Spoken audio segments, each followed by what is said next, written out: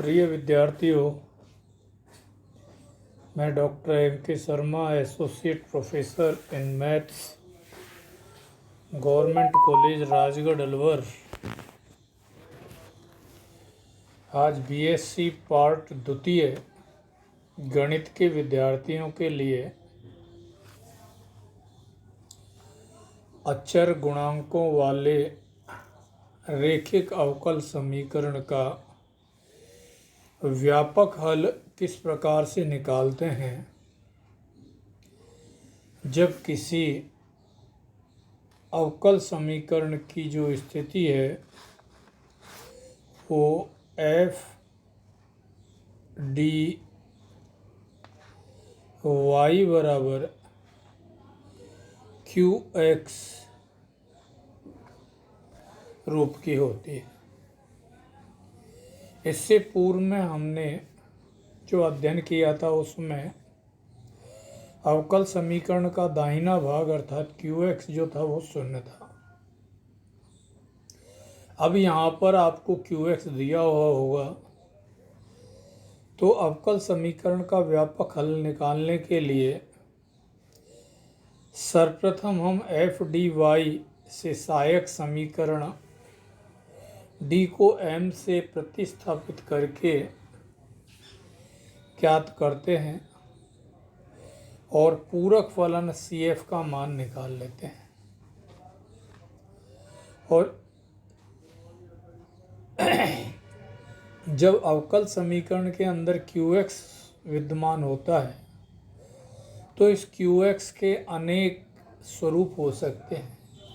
ये qx चरघातांकी हो सकता है, ये qx त्रिकोणमितीय हो सकता है, ये qx प्रतिलोम त्रिकोणमितीय हो सकता है, ये qx लघु गुणकीय हो सकता है, आदि स्वरूप हो सकते हैं। तो सर्वप्रथम हम इस qx को चरघातांकी रूप में आपको बतलाते हैं कि qx का मान जब e की पावर ax होता है उस स्थिति में जो विशेष समाकलन जिसको पर्टिकुलर इंटीग्रल PI कहते हैं उसको हम ज्ञात करते हैं। तो PI का मान हमारे पास में 1/FD e की पावर ax हो जाएगा और PI निकालने के लिए x का जो गुणांक e में दिया हुआ है उसको FT में रख देते हैं। यदि FA जो आता है इसकी दो स्थितियां होंगी, या तो ये अशून्य होगा या शून्य होगा। जब अशून्य होता है उस स्थिति में तो पर्टिकुलर इंटीग्रल PI बराबर 1/FD EAX बराबर e की पावर ax/FA जब FA नॉट इक्वल टू 0 है हो जाता है।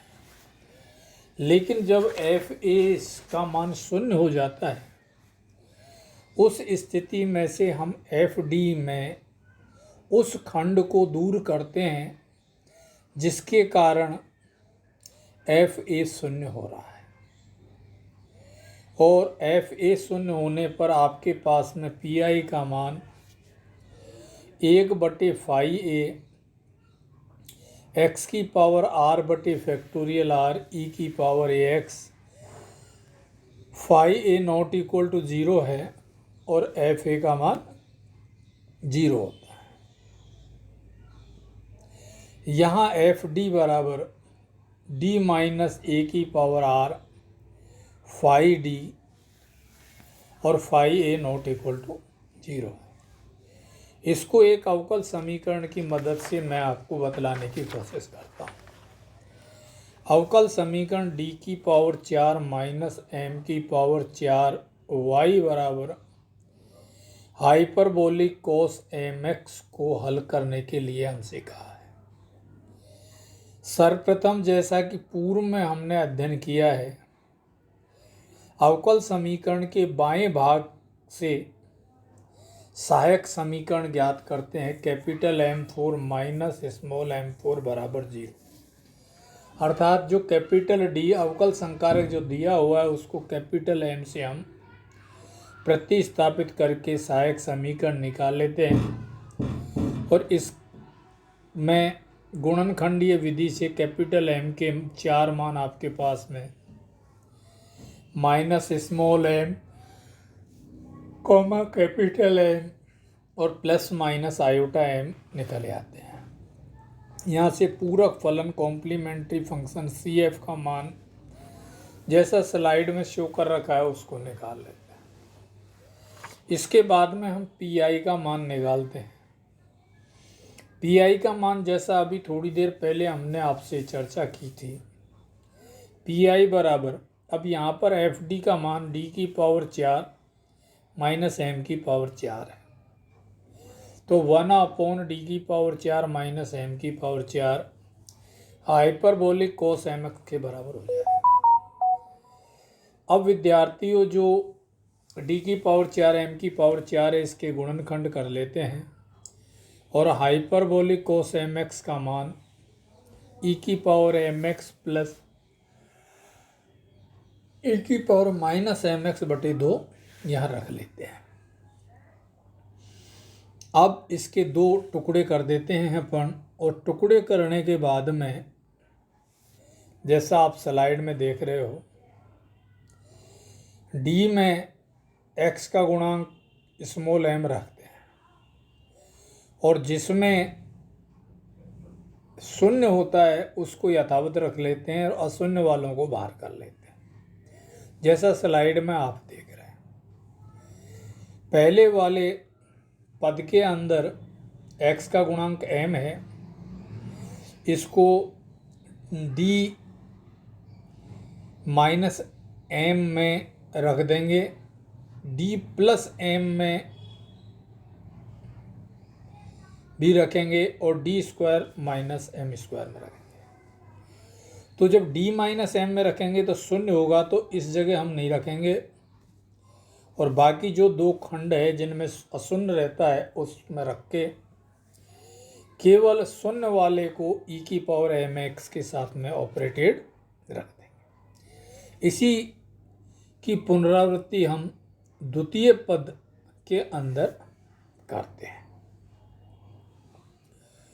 और द्वितीय पद के अंदर करने के बाद में अब हम जो सूत्र में अभी थोड़ी देर पहले आपको बतलाया था, 1/d की d माइनस m e की पावर mx,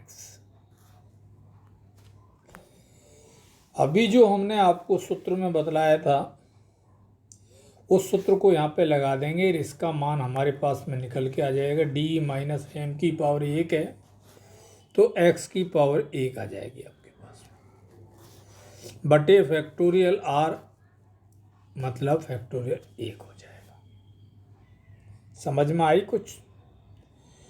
और e की पावर mx यहाँ पर रख दिया जाए। इस तरीके से 1/d माइनस m e की पावर mx का मान अपन उस सूत्र को यहाँ पर अप्लाई करके निकाल लेते हैं। सेम पुनरावृत्ति हम द्वितीय खंड में भी करते हैं।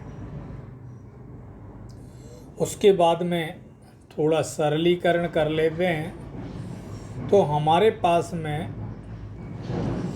PI का मान निकल के अपने पास में x बटे 4m की घात 3 हाइपरबोलिक साइन mx के बराबर आता है। और व्यापक हल जो होगा, जिसको जनरल सॉल्यूशन कहते हैं, वो CF प्लस PI के योगफल के बराबर आपको प्राप्त हो जाएगा। ये QX जब चरघातांकी होता है उस स्थिति का आपको समाधान दिया। अब मैं आपको QX अगर त्रिकोणमितीय फलन है और त्रिकोणमितीय में भी विशेष तौर पर साइन का फलन है या कोसाइन का फलन है, जैसा स्लाइड में देख रहे हो, QX बराबर या तो साइन AX हो, QX बराबर या कॉस AX हो, तो यहाँ पर भी अपन को पर्टिकुलर इंटीग्रल निकालने के लिए ये सूत्र दिए हुए हैं। 1/f(d²)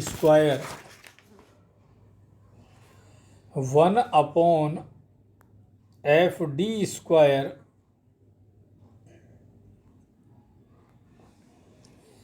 sin x, इसका मान जो निकालेंगे वो आपके पास में d² के स्थान पर हम x का गुणांक और उसका वर्ग करके -a² के रूप में यहाँ पे रखते हैं। अब ये f of -a² not equal to 0 होता है तो यही इसका पर्टिकुलर इंटीग्रल होगा। सेम पुनरावृत्ति cos ax के लिए भी हम करते हैं। अब सेकंड स्थिति ये होती है कि f -a² 0 हो जाता है। उस स्थिति में अपन 1/d² + a² cos ax का मान x/2a sin ax के बराबर और 1/d² + a² sin ax का मान -x/2a cos ax के बराबर होता है। तो ये दोनों स्थितियों में मैंने आपको मान बतलाया। इसको मैं पुनः एक उदाहरण की मदद से आपके लिए स्पष्ट करने की कोशिश करता हूँ। एक अवकल समीकरण आपको d³ + a² d y बराबर sin ax दिया हुआ है, जिसे आपको हल करना है। सर्वप्रथम विद्यार्थियों हम सहायक समीकरण ऑक्सिलरी इक्वेशन को प्राप्त करते हैं d को m से प्रतिस्थापित करके और m के मान निकाल लेते हैं और वो मान अपने पास में 0 ± a आयोटा के रूप में आपको जैसा स्लाइड में देख रहे हो प्राप्त हो जाते हैं। यहाँ से हम CF का मान निकाल लेते हैं और उस CF का मान c1e⁻0x + c2e⁻iAx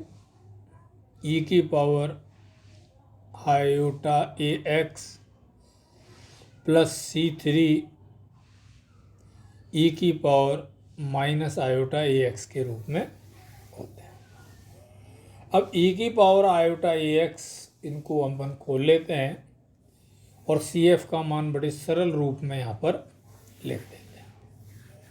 इसके बाद में हम विशेष समाकलन पर्टिकुलर इंटीग्रल निकालते हैं PI, उसका मान 1/d times d² a² sin ax का मान ज्ञात करते हैं। विद्यार्थियों जैसा स्लाइड में आप देख रहे हो, इसको अपन इस तरीके से भी लिख सकते हैं।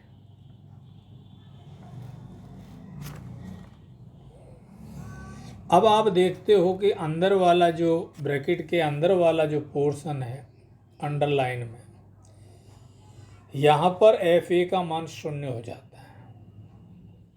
तो 0 होने पर जो शून्य वाला सूत्र हमने आपको बतलाया उसको अपन यहाँ पे काम में लेते हैं। तो 1/d -x/2a cos ax के बराबर इसका मान प्राप्त हो जाता है। 1/d से तात्पर्य है कि इसके आगे जो भी कुछ लिखा हुआ है उसका एक बार समाकलन करें। तो -1/2a अचर राशि बाहर निकल जाएगा और x cos ax का हम समाकलन करके यहाँ लिख देते हैं और व्यापक हल के लिए CF और PI दोनों का योगफल हम ज्ञात करते हैं। इस तरीके से अन्य सवालों को भी या इससे मिलते हुए सवालों को भी हम हल कर सकते हैं। अब हम थोड़ा और भी आगे चलें, जिसमें QAX का जो मान है वो बीजगणितीय रूप में दिया हुआ है, अर्थात 1/fdx⁻m का मान हमको ज्ञात करना है।